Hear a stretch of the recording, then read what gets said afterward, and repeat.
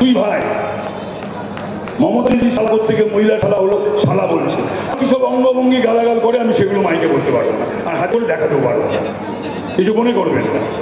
বাপ তুলছে, আমার রাগ হয় কাদের ওপর জানেন? ওর বাড়ির লোকদের ওপরে, আর এই আমলাগুলো, চামচা আমলাগুলোর ওপরে, IAS IPS গুলোর ওপরে, আর ওকে ঘিরে ওই মেসি পিসিরা যারা থাকে, ওই দাওয়াতি ইসলামরা, তাদের ওপরে।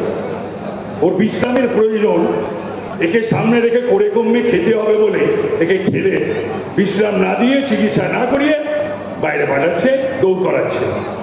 তো বিশ্রামের দরকার, চিকিৎসার দরকার।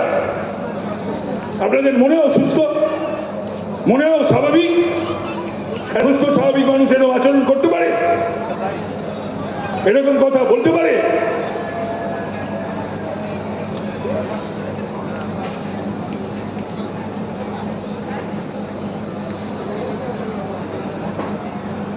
যা খুশি তাই বলে চলেছে।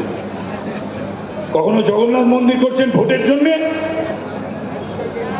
আর কখনো রেড রোডে নামাজে গিয়ে, ওদেরও আপত্তি করা ছিল। আমি অবাক হয়ে গেলাম, মুসলিমদের মধ্যেও তো ভালো মানুষ নেই, अहम काम में है, ऐसा आदमी भी तो है, ये इंसान भी तो है।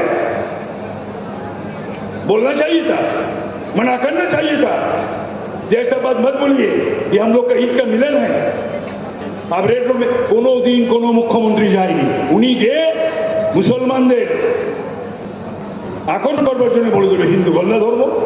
এদিকে বলে আমি হিন্দু ব্যানার্জি ব্রাহ্মণ পরিবারের মেয়ে, সহ্য করবো কেন? আমি হিন্দু ছেলে, হিন্দুর বাচ্চা, আর যে শরীর